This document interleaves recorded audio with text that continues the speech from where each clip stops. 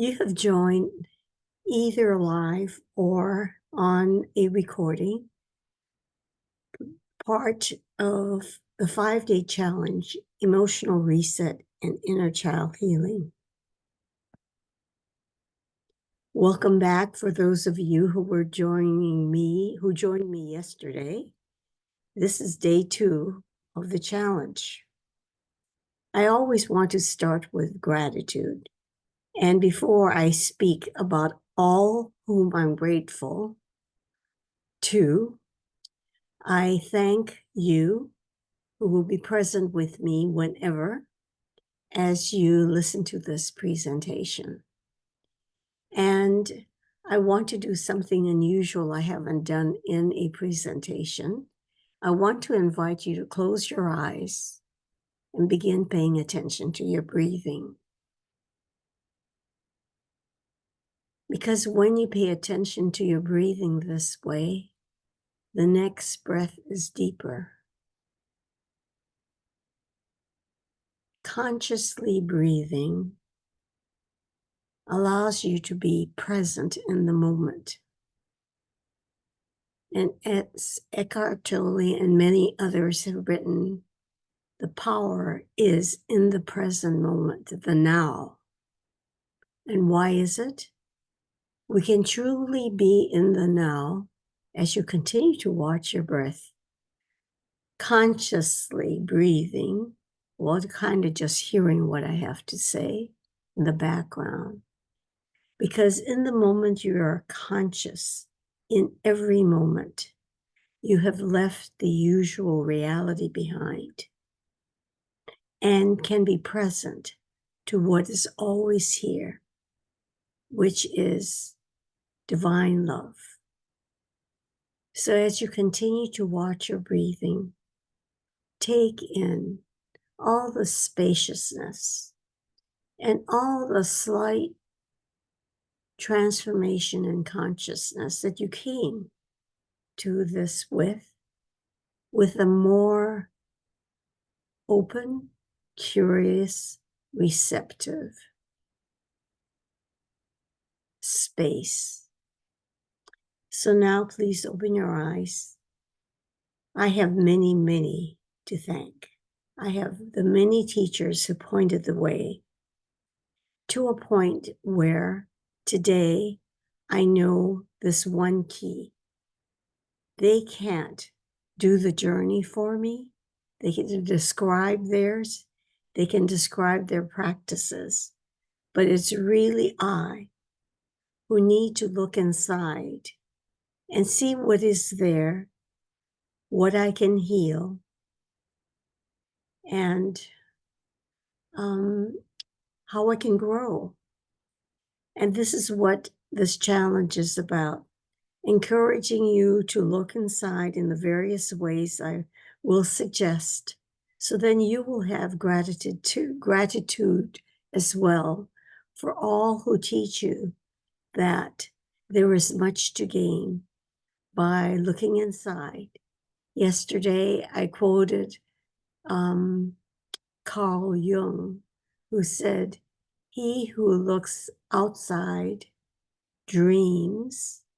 He who looks inside awakens." So I'll keep that theme going on this segment today. I presented a way of looking at what I offer in the ACE method. A being aware, accept, awaken. C standing for change, choose, connect. E, empower, evolve, expand. Today, I'm going to spend the time together on aware, accept, awaken. It starts with the idea of pain. I don't know how many of you have experienced physical pain, whether it's momentary or prolonged. Momentary pain is like sometimes I do. I step incorrectly when I'm walking and I might tweak my ankle. It's painful. or I'm not paying attention and I bang my head by not clearing the cupboard door that's open. Whatever the pain is, it's the body's way of pay attention. Something happened here that needs your attention. So the pain can be subtle or big. My nephew, we learned on Saturday, had a heart attack. And we certainly have paid attention to what is happening with this heart. He isn't conscious now to do that, become aware of what is happening. But for the most part, we always have the capacity to notice pain, whether it's in the body or not. And this is what I want to direct you to. Emotional pain doesn't have the dramatic way that emotional pain has. And this is why today I am going to make you aware of how you can see your emotional pain. Why this challenge? Why focus on awareness and the rest of the components of the challenge? It's to do enough healing, learn enough ways to help you on your journey to become confident and feeling really motivated rather than bored and uninspired at work. That's incorrect. It should read uninspired.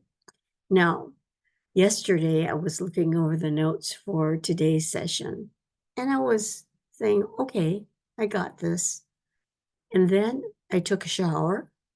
And while I was having a shower, intuition, spirit downloaded all the pieces that I could put in it. And I've added all those components that made me feel so excited because connected to intuition and spirit, I move into material that is what I need to feel excited. And that's what I'm going to be talking about too. And it's about coming to a place of engaging with others instead of withdrawing or tolerating unsatisfying relationships, a marriage, friendship, or being at work and not feeling all there. It's about learning how early in childhood you experience trauma that cause you to not totally trust or adopt a pattern of being a wallflower or an introvert. I know that because I withdrew so much that I responded with what people expected of me and what my culture expected of me, which is Japanese American, which meant be good, be a good daughter, be a good citizen, be a good student, be good. And it was not until I saw that that was what drove me, I became aware of what was this imperative driving me, that I could change. And instantly, what came forward was, I need to be aware, not good, but to be aware, because awareness gives you choice. Awareness allows you to see what you're tolerating and gives you permission to make another choice. Another way that you may be unaware about how much or how little money, how much worry you have in finances is becoming aware of the beliefs that hold you in this cage of limitations. I will spend some time introducing you to the structures of how you see money, the structures that create your perspective of how money is available to you, and so forth, so you can make another choice. And ultimately, it's about coming to a place of peace, calm, instead of frantic, whether it's experiencing that level of anxiety and frantically being overwhelmed or actively worrying or experiencing a lot of stress, healing enough so you can feel more calm and more peace. And this being at calm and peace can grow the more you're aware of the wounds and the inner children that need healing. Have I been saying this? Awareness is the key. It is my main key. And hopefully, as we go through today and the rest of the time, I want you to learn more and more how powerful this is. Right now, I want to have you practice awareness. As you listen to me, as you went through the first 10 minutes of my talking, and as you go through the rest of the time we have together, jot down what you're aware of. Do you feel some resistance, some disbelief coming when I say something? So notice your resistance, be aware of it. Or whether you have a question, be aware that you have a question. Or if your attention wandered and you didn't hear me for a minute or for several seconds, jot down, be aware. So practice awareness for the next 45 minutes. And you can take a look at that and learn something from that. All right. Oops, I forgot to get the right. I noticed that I have the dream time. What do they call that? Insert anyway into this, and I should have gotten a clear image. That's all right.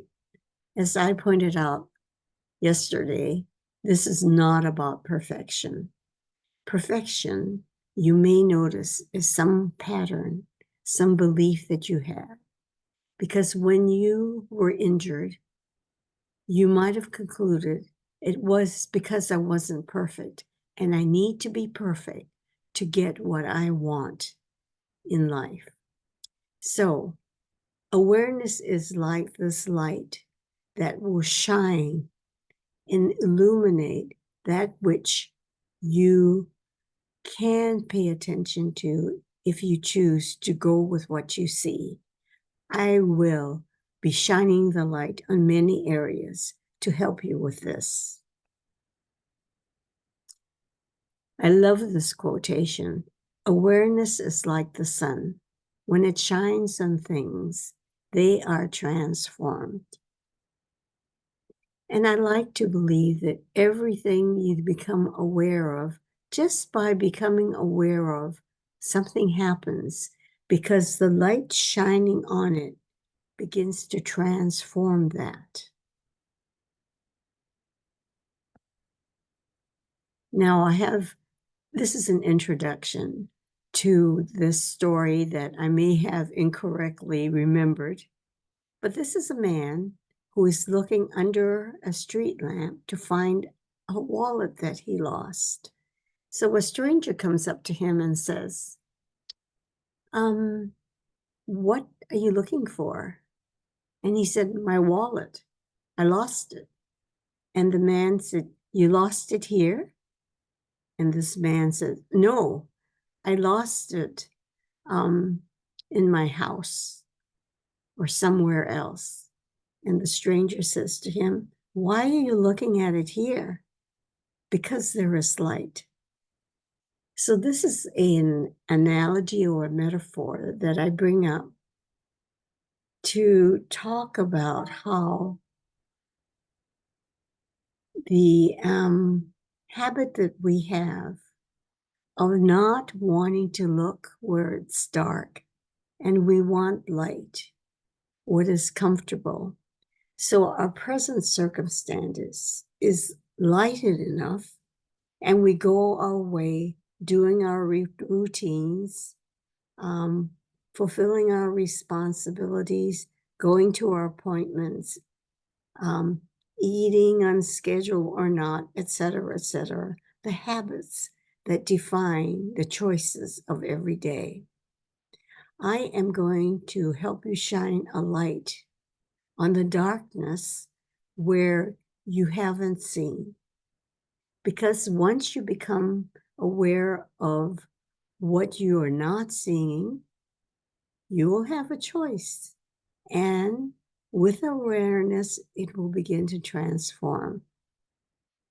It's a way of not seeing with magnifying glasses, but seeing through the choices that awareness brings. So this is an illustration about building your awareness muscle. One major way of building that awareness muscle is self-reflection. If you did the assignment for day 1 that I presented in the workbook to you yesterday, and if you haven't received 2 copies of the workbook, please contact me and let me know. So the workbook asks you to look at least 8 areas of your life, to spend time with yourself and describe the challenges that you have. Hopefully it wasn't in all areas, and in some areas you feel pretty good. So there were no challenges to describe. But you wouldn't be here if 1, 2, or more areas had challenges. And this time of self-reflection, of journaling, gave you the opportunity of 1, spending time with yourself. How often do you do that? So you spend time as much as you did to reflect on how you're doing in every area pointed out to you.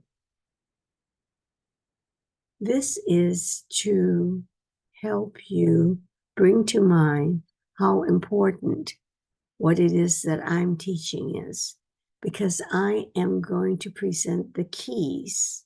Just as awareness is a powerful key, the other keys that I have that help me move along the path of becoming more, of becoming truly myself, and coming to the point that I have embarked, however this journey takes me, to spread what I know in the world. This challenge is one way. And just as a side note, I have an Apple app that collected the last challenge with all the videos, and I'm going to replace each one of those components with the components that are being created, will be created this week. And yesterday, I sent the first component to all of you. So take a look at that to catch up. But importantly, let's focus on building the muscle, self-reflection, spending time with yourself helps you use your awareness muscle by asking you to be aware right through this presentation of all the things that happen for you at another level outside from listening, helps you build this awareness muscle. In other words, like exercise, the more you use your muscles, the stronger it gets. I've been practicing my awareness muscle for quite some time. My first spiritual teacher, my goodness, her name is Johnson. I can't remember her first name. Anyway, of the Open Door community, taught me on my very first meeting with her about an exercise of meditation. 20 minutes sitting, eyes closed, back straight, and just closing your eyes and paying attention, noticing. That's what awareness is, noticing. No matter what comes up, just notice. You might notice a really crazy monkey mind, which many meditators experience at the beginning. I know I did. When about 20 some odd, when I was in my 20s, I went to an Indian guru who initiated me in the practice that he had. And I just ran out of sitting because my monkey mind was so noisy, I couldn't stand it. So you're to tolerate if that happens for 20 minutes. And as you sit every day, things begin to change. And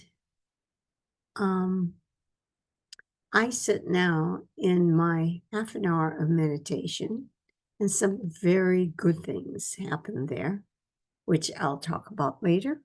But awareness muscles, you need to exercise. Now, I want to present you with a different way of looking at things, different systems that present a way of looking at what could be happening to you so that you're now aware of this, and being aware, you probably won't forget it.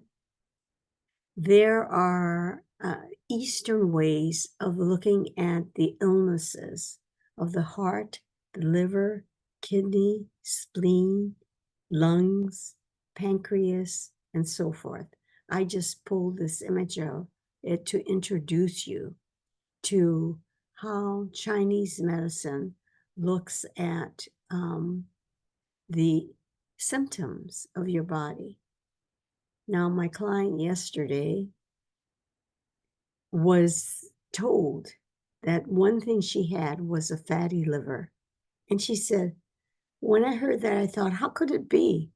I have been scrupulous in how I have treated my diet, the food I eat, and I have fatty liver. I pointed out to her that in the work we've done in focusing on her aching liver, we found an incredible amount of anger, resentment, anger for all the trauma she experienced when she was 2 or 3, and how her parents did not see she was being sexually abused in her own home. All the anger for not getting the attention she needed.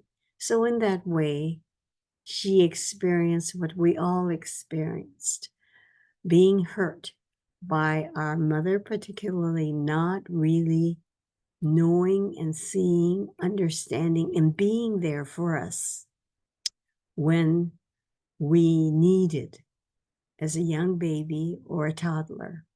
So we, depending on how we deal with anger, which we're going to talk about tomorrow, all the ways they can come up, or all the ways we might have denied or suppressed, our liver has limited energy. And one way that things can change with the liver is compassion. I think yesterday, I talked about compassion in the way of Ho'oponopono.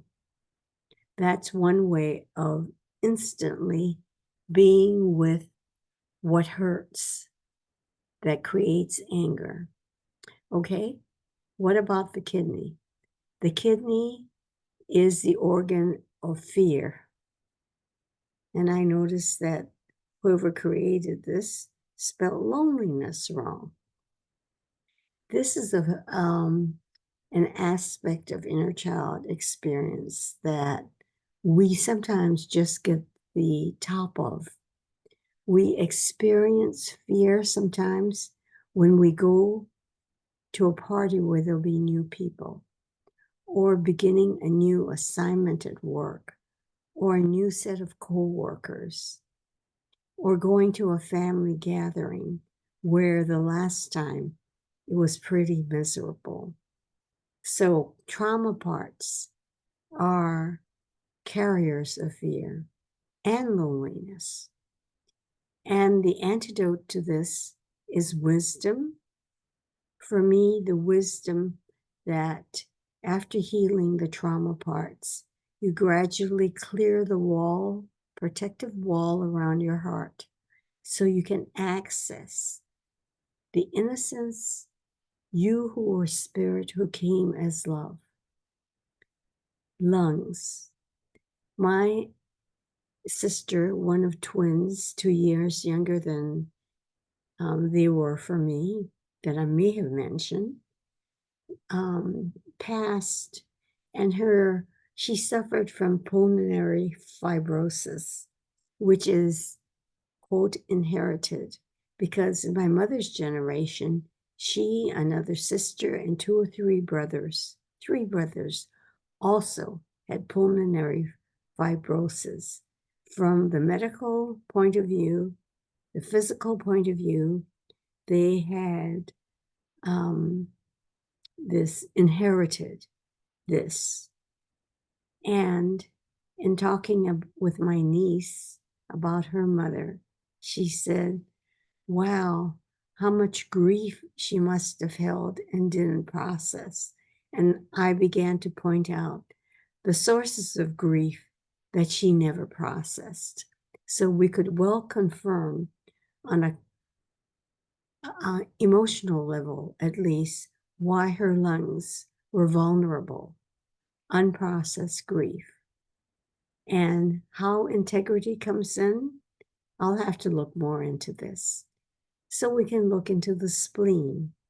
Spleen about worry and overthinking, which is how worrying shows fear and how overthinking, is another aspect of ego, which I will talk about shortly. Finally, just a bit about the heart. As I told the group yesterday, my nephew had a heart attack on Saturday. He is not conscious, and he required 2 pumps to sustain his body. Now, I had a heart attack about 2 years ago, and it made me wonder, I think, okay, what is happening there? Were there anxieties that I wasn't aware of? Overjoy? I don't understand that. But the point is, having found this, I'm now aware of how I can look further into the pain, the symptoms of my body, to move to the emotional level where I can work, because I can work with what is inside me, my internal world. The external world, there's only so much I can do. As you see, when you see the tragedies of the Gaza, the Hamas, and all of that madness, what can you do to change and fix that? Well, the one answer I have for you is pray, which we'll talk about more. Now, the ego, which I define as the small self. How the ego, the small self, uses thinking, judging, comparing, separating, and fears. Do you know, as I mentioned yesterday, that we are a world and a society especially of thinkers, and we prize those whose genius have created, like Steve Jobs, I mentioned yesterday. His thinking, all the computer scientists, all the technology people, the people who created AI, artificial intelligence, we are impressed with what science can produce. And as we get in this world of the thinking, admiring all that, we set up in our own system the over-reliance of thinking. And obviously, the outside world validates. We're in the whole bubble of thinking being the God, for example. And what I learned through the process of this inner child work about exploring my insides, thinking isn't it. Thinking is a tool. But thinking is a tool that ego uses to get us into trouble. I was speaking yesterday and even in contact with one of my clients today about the thoughts that she had. Thoughts of how she did this isn't the right thing to do, and doing this, and it was wrong, judging right and wrong. The thinking brings up thoughts of darkness, of wrongdoing that makes her feel incapable and afraid. Because thinking brings in judgment. You judge things right, wrong, good, bad, better, worse, and so forth. And when you do this, you move into the world of duality. Everything has its opposite. And when you pay attention to the one, the other there, the opposite is in your field. So in mindset, in affirmations that you may have devoted time to, anytime you focus on the better, the opposite shows up. I am powerful. The opposite shows up. I am weak. I am incapable. So in participating with the ego in judging and everything that prolongs judging is weakening you. You may have been judging all through this, judging yourself, judging me, judging the slides, all of this. You participate in duality. And being in that space, you compare. Compare is a separate activity. My client compares herself to all the normal people around her who can do what they want to do, who don't have this that she has, and how she doesn't have this that they have. Comparing. The ego uses that to bring her down, feeling depressed, afraid, anxious. So you may notice that whenever you compare, you put yourself into the realm of putting yourself down and make yourself separate from the oneness, which is the reality that we'll talk about later on in this program. What thinking does is bring up the past and the future to bring the past into the future to worry about, and in bringing up the past, all the things that made you afraid, that made you think you're not capable, etc., etc. So the ego uses thinking, judging, comparing, separating, fears, duality to bring you down, to keep you apart from a bigger bubble place of non-duality, of oneness. And that will be elaborated on later. I am going to introduce you to another concept. And in looking for our quote, I ran into this: "We have met the enemy and he is us." I love it because it brings up Jung. You're going to notice that I frequently refer to Jung, and I have to tell you this. After I read this, everyone carries a shadow. Yeah, you carry a shadow. And the less it is embodied in the individual's conscious life, the blacker and denser it is. What this means is that the shadow is in your unconscious. And as long as it's there, the blacker, everything that is distressful, not clear, and a problem to you is the thick material of the shadow reflected in your life. The shadow projects that. And how do we know about what a shadow is? Now, the little story. When I was in graduate school, I was introduced to the idea of the shadow. I had no idea about what it was. I could not grasp it, even in reading. And it's funny because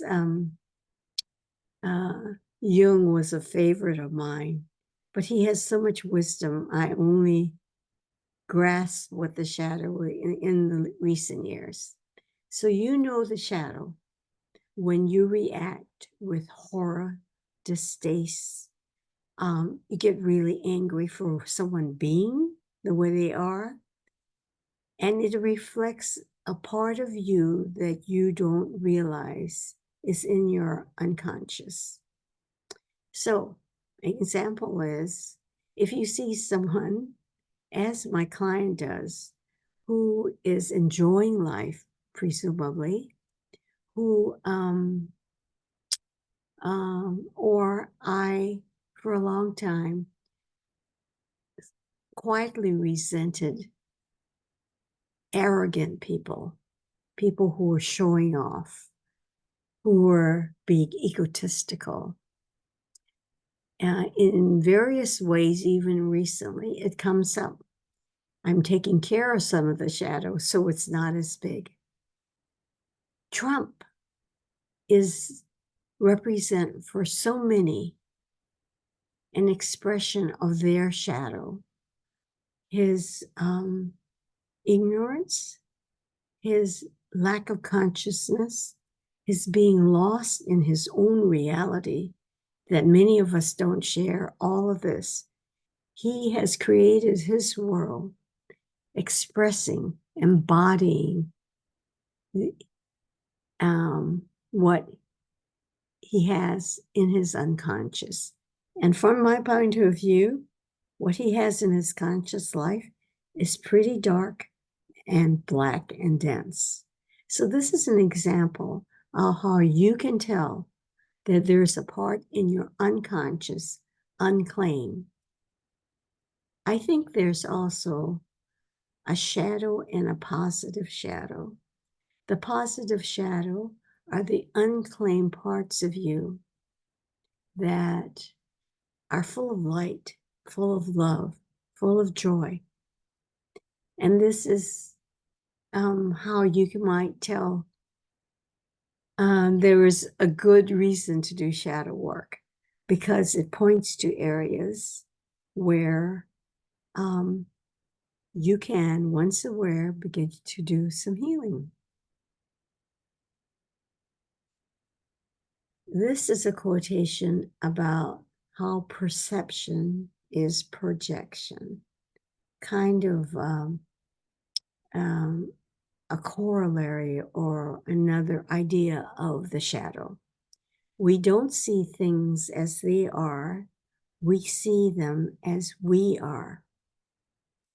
What we see, what you see, what I see right now is an example of how we are in our internal world. And if what we see is distress, pain,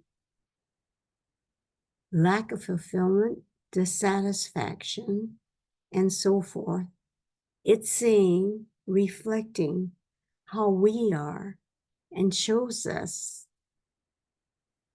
where we can, if you have the courage and the willingness and the curiosity to check out what reality we created, what glasses we put on, so we see what we see, because the world that you see, and happily you have brought me into that world, because it reflects a part of you that is open to healing.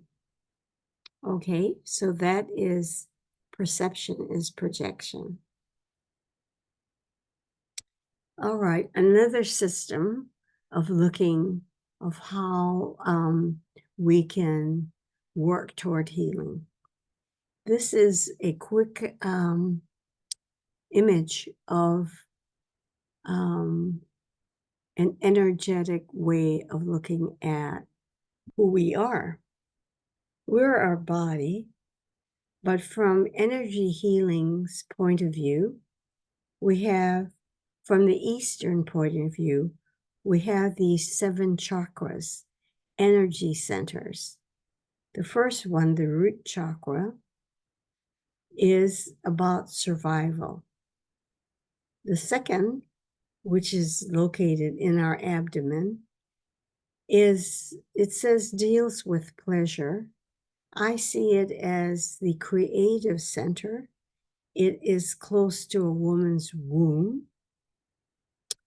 It's a receptive center in some ways. The third chakra, our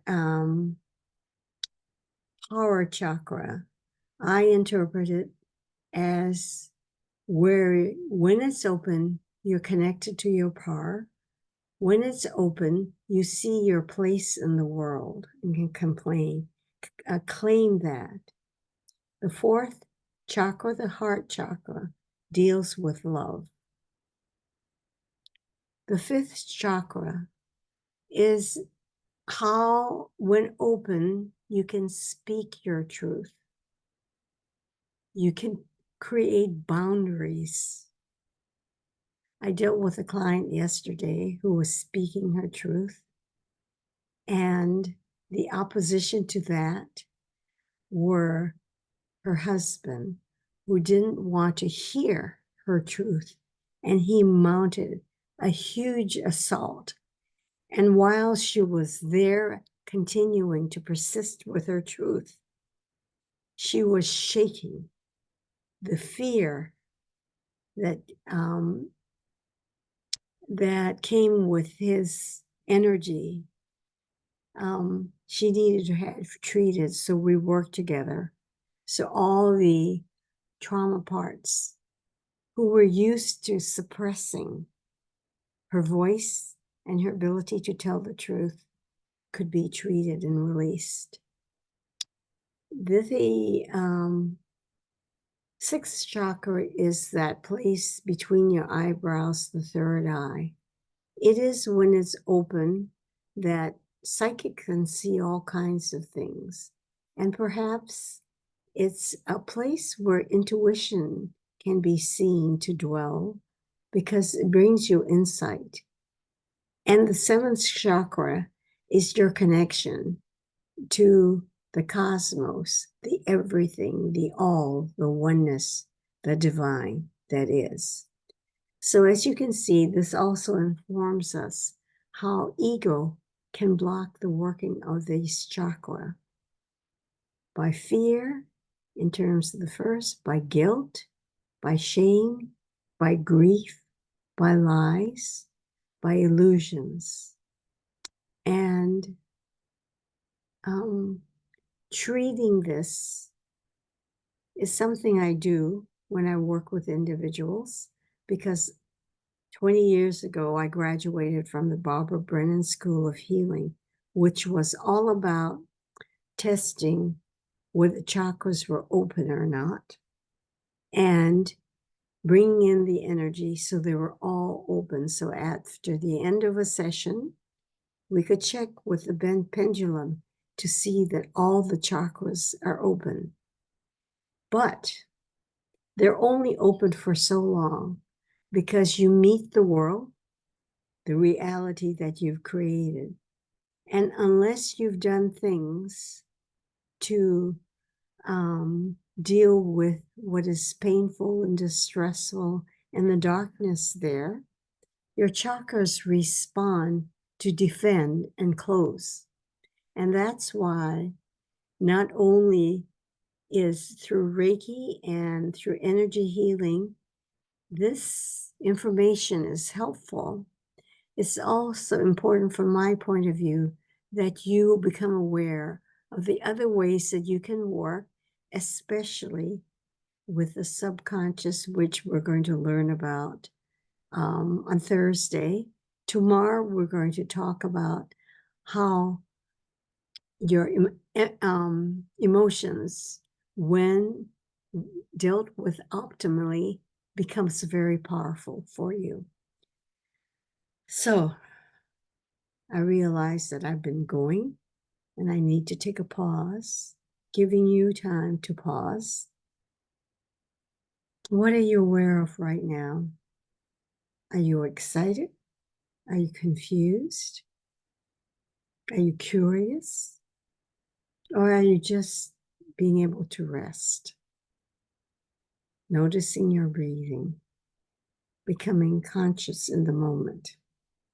So we move on. I don't know what's coming up next. I want to introduce you really quickly to Brian W. Ridgway. He was my most recent teacher who taught me about the breath and the importance of the breath. And he taught me a way of looking in his system that you are infinite creator, you are divine, you have infinite power. And his perspective and how he teaches helps you remove the spells that keep you from claiming your infinite power and being creator. And as creator, everything in your life is a gift you gave to yourself. So to give you a point of view that everything you see is a gift and you need to discover what that gift is rather than to be thrown into despair about all that you see.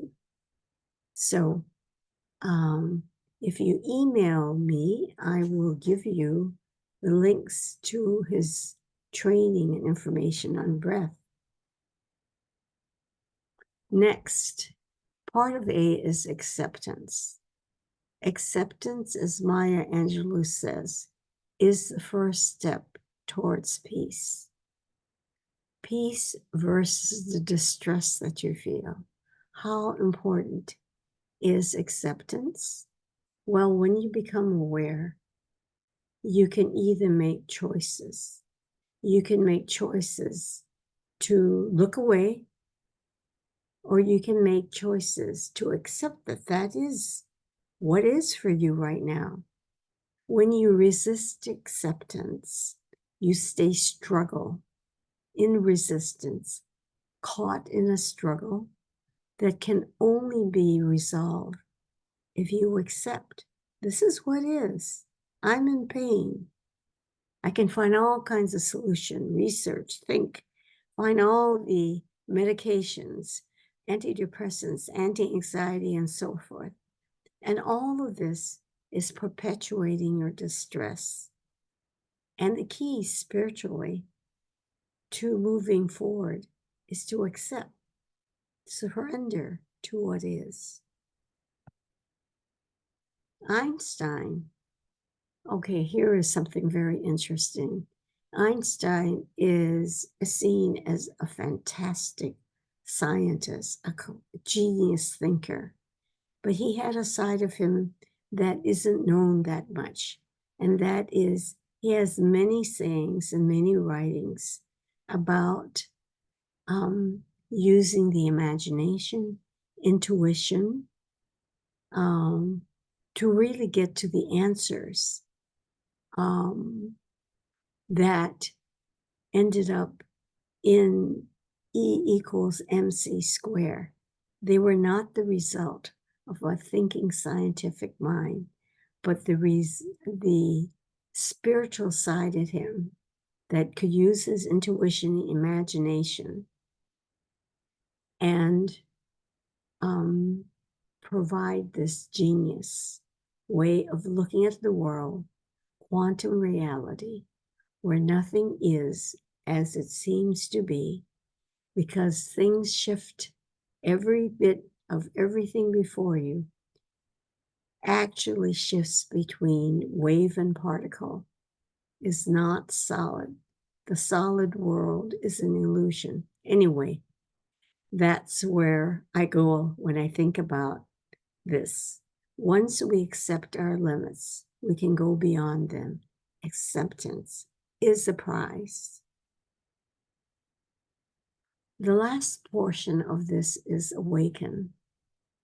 Remember, Jung said, he who looks inside awakens.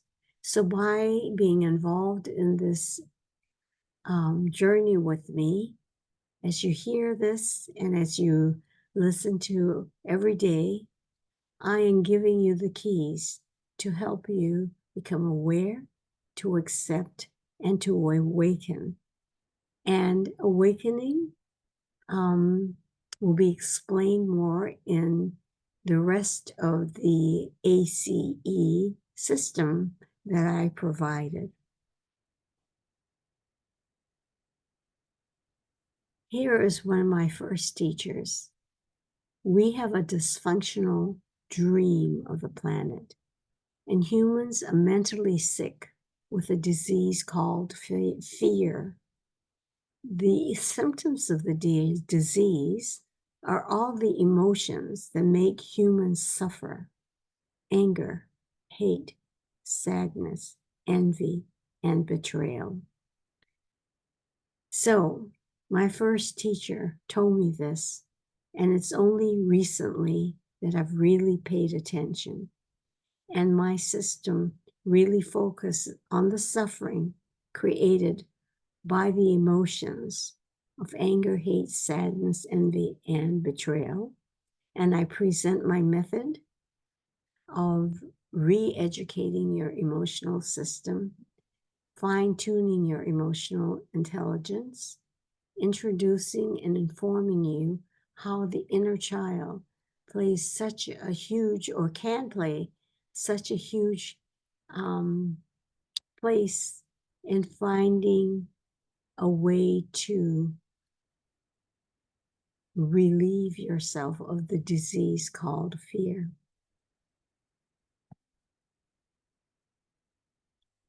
Do you feel, are you aware of any sense of any pressure?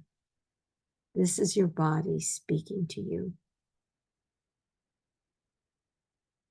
I want you to practice being in imagination, and just for 30 seconds, close your eyes and see yourself in the place of imagination.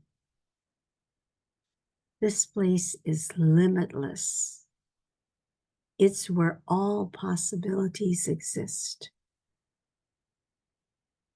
And in this place, you will feel how playful you can be, because this is where a child with his or her innocence can play, create imaginary friends, where creatives come to connect with their muse. Think of the possibilities here. So, that was your short time in imagination.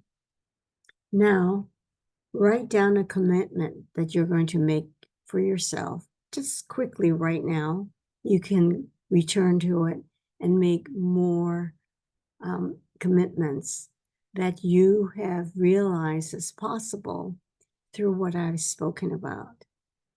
A commitment to self-reflect, a commitment to play imagination, whatever it is, make a commitment, write it down. I'll give you a few seconds to do that.